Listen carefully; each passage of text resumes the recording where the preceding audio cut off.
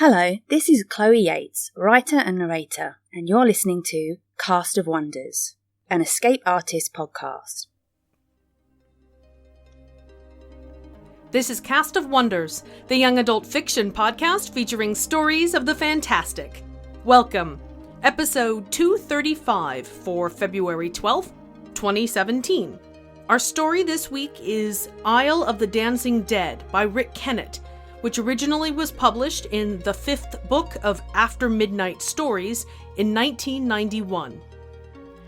Kennett has had horror and sci-fi stories published in several magazines, anthologies, and podcasts, including Dunesteef, Pseudopod, and here at Cast of Wonders.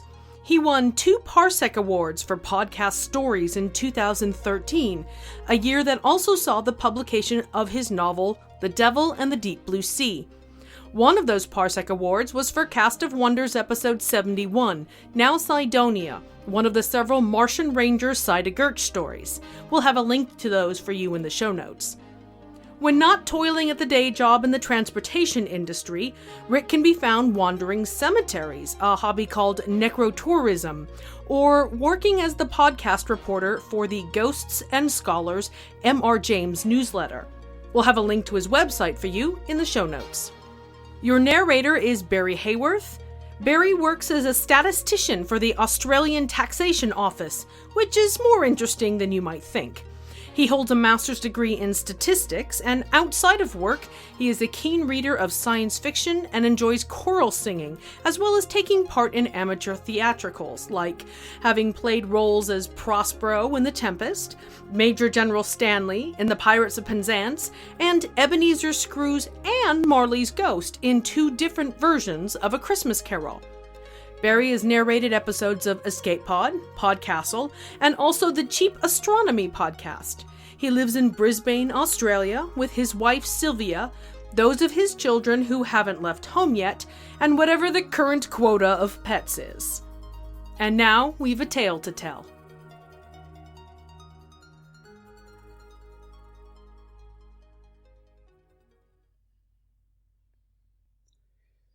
Isle of the Dancing Dead by Kennett. Read by Barry Hayworth. "Is it true," said young George, as he filled in his first grave, "that the best place to hide from a ghost is in a cemetery?" "Yes," said the gravedigger, shovelling. "Most times you'd be right a-holding to that notion. But not here. Not in this particular cemetery. Not with the Chenoweth grand tomb not 500 yards behind you." "A haunted grave?" George turned about, studying the lawns and masonry. "Which one?"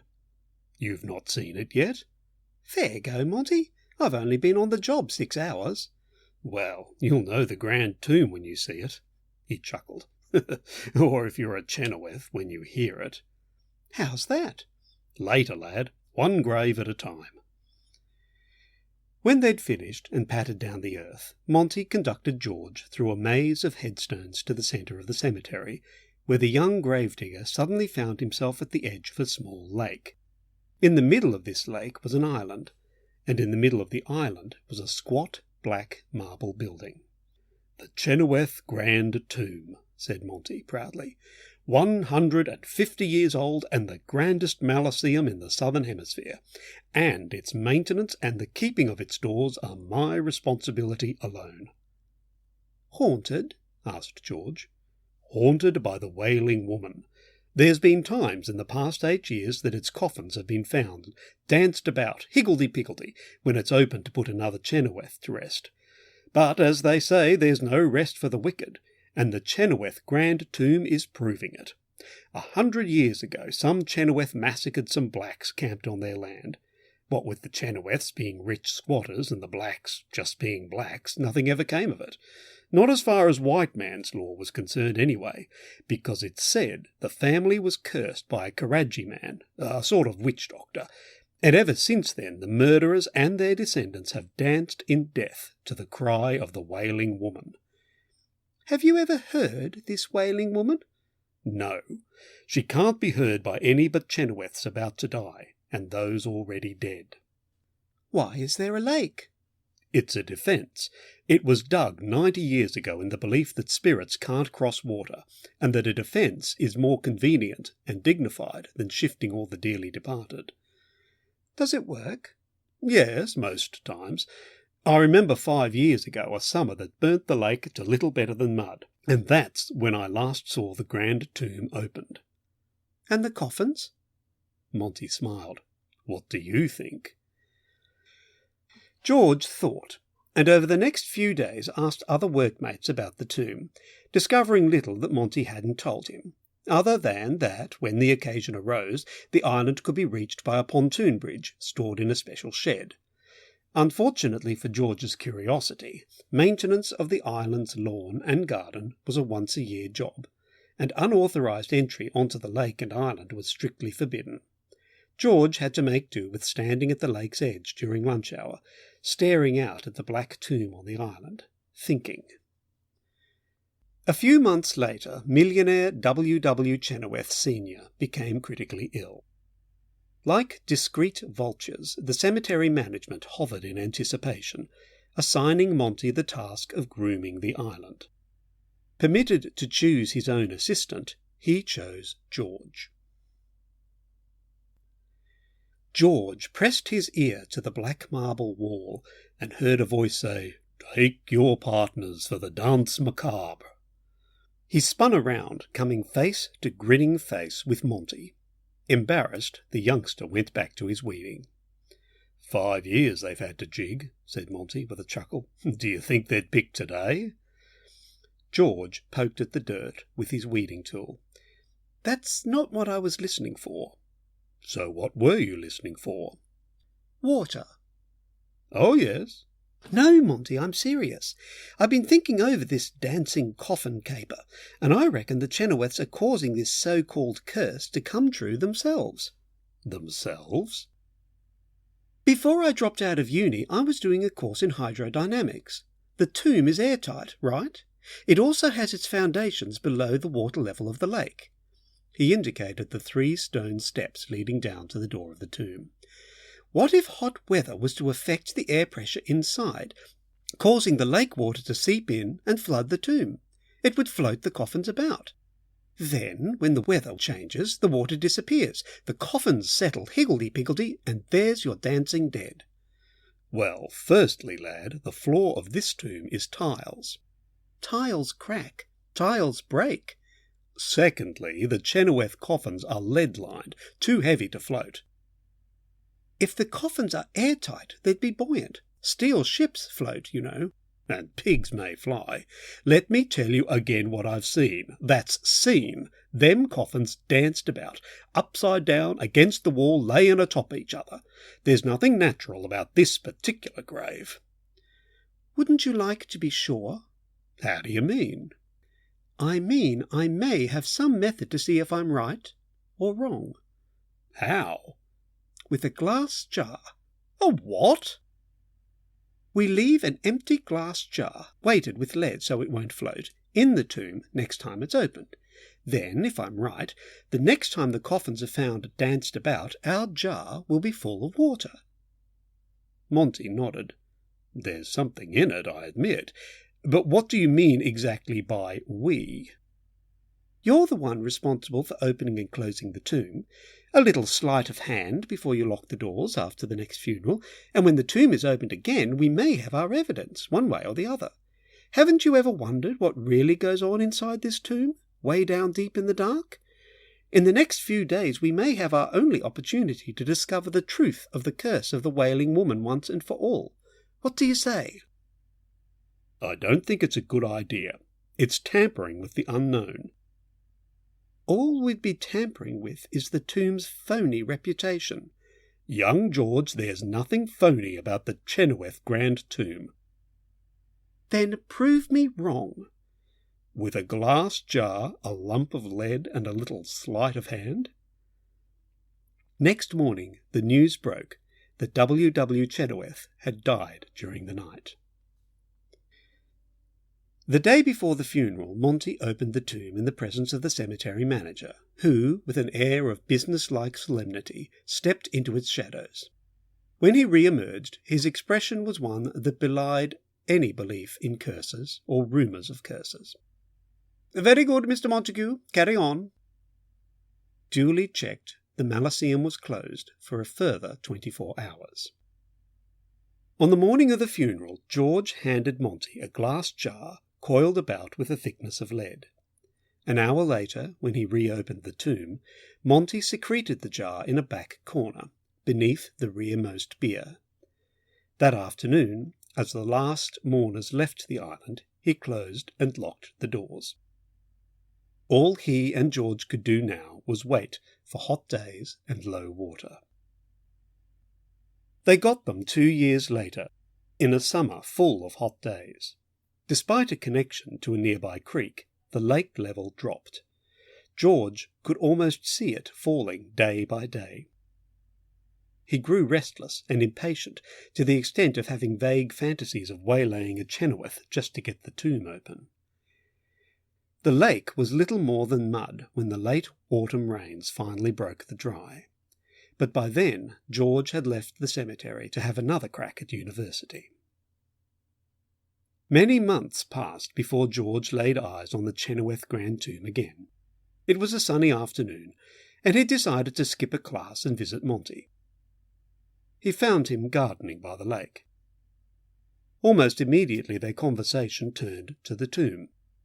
George expressed disappointment that the tomb hadn't been opened since he'd left the cemetery. Monty smiled with mock agreement. "Yes, it's irritating how none of the Chenoweths have had the common courtesy to drop dead yet." "Why wait?" said George. "Why what?" Monty's smile disappeared. "Why wait for a Chenoweth to die? Why not take a look ourselves?" "Now?" "Tonight. The water's what, knee-deep? Easy wading." Monty shook his head. "It'd be my job. It's not worth the risk." "Then lend me the keys. They can't sack me." "The keys will not be leaving my keeping. It was a stupid thing I did, putting that jar in there." "The only stupid thing you did was failing to see that the dancing dead are caused by a series of circumstances all very natural in origin."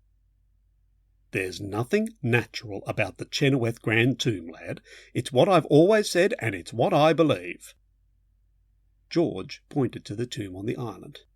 "Proof of what you say is there right now, Monty. The lake went dry last summer. Plenty of time for low pressure within the tomb to suck up water. Plenty of opportunity for your wailing woman to cross and call the next dance. Whether I'm right, whether you're right, the coffins must have been disturbed by now. The drying up of the lake is the common factor. But if you want to wait for a Chenoweth to die before you'll take a look inside that tomb, then you may be waiting a long time. In fact, you may be dead before—" "All right." Monty looked across the lake. "All right. We'll go tonight.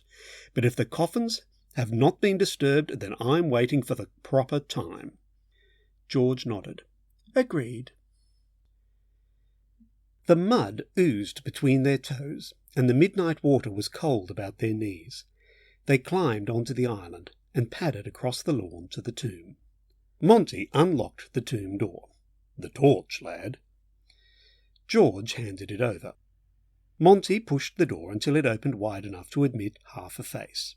He flicked the torch beam around inside, and what he saw in fragments: a bit of wall, a dried wreath, the glint from a glass jar.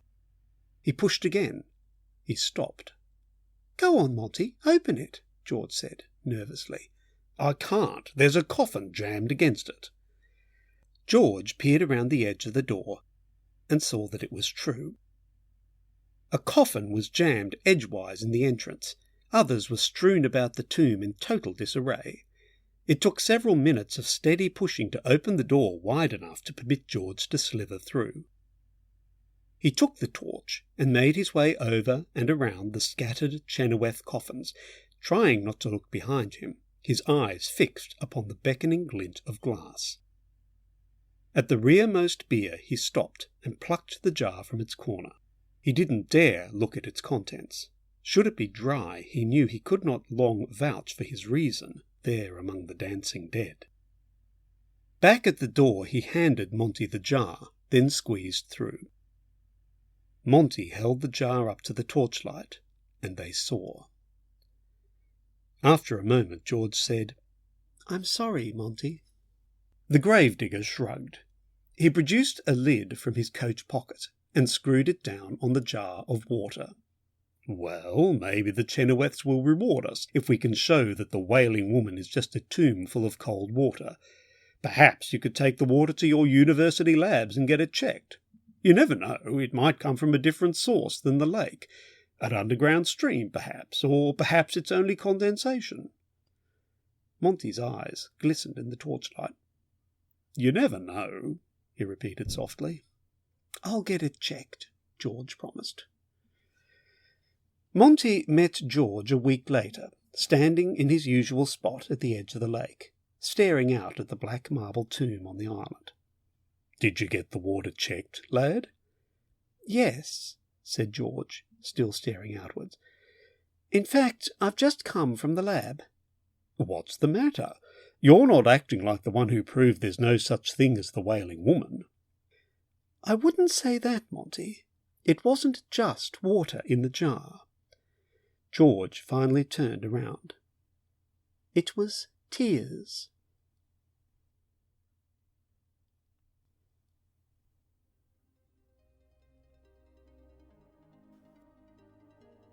Rick tells us this story has a far-flung pedigree. Its publication here at Cast of Wonders marks its 9th time in print, including inclusion in a textbook used to teach Swedish school children how to read English. Join us next week for... I nodded to placate Missy as I steadied the target of her gossip, slumped in his plastic cafeteria chair and staring out the wire mesh window. My knuckles whitened on the table's edge and my teeth ground against one another, but quietly, so Missy wouldn't notice. I understood being embarrassed about where you lived and who you lived with. I'd grown up in that hell, and only a new town and a new school had provided the opportunity to escape it. I pulled in a deep breath and forced my muscles to relax. Beats was weak. He needed to develop defenses. He needed to learn to adapt and blend in, like I had. March approaches, and with it, Artemis Rising 3, the Escape Artists' annual spotlight on fiction written by women and non-binary authors. We have a whole month's worth of original fiction for you by authors familiar and new, and a star-studded array of guest hosts. We hope you'll join us. Cast of Wonders relies on listener donations to pay its staff and authors, and to bring you the best in young adult audio fiction week after week. If you've enjoyed this story, please consider making a donation using the PayPal buttons available on our website. Each and every one-time donation or a monthly subscription has a tremendous impact, and you have, as always, our eternal gratitude. You can share your appreciation for this story by leaving it a review wherever you get your podcasts, sharing the episode with your family and friends, or discussing it on the EA forum, forum.escapeartists.net. We're at Cast of Wonders on Twitter. Come and say hello. Cast of Wonders is a production of Escape Artists Incorporated and is brought to you by the creative team of assistant editors Danny Daly and Catherine Inskip, our associate editor crew of Sally Gill, Alexis Goebel, Andrew Kim, Haldane King, Aiken Patel, Susie Rodriguez, Muddy Schleider, Xander Simon, and Chris Tang. Our audio producer is Jeremy Carter, and I remain, as always, your humble editor and host, Marguerite Kenner. Episodes are released under the Creative Commons Attribution, Non-Commercial, No Derivatives 4.0 International License. That means you can download and share the episode in any device or format. You just can't change it or sell it. Our theme music, Appeal to Heavens, is by Alexi Nov from musicalley.com. Thanks for listening.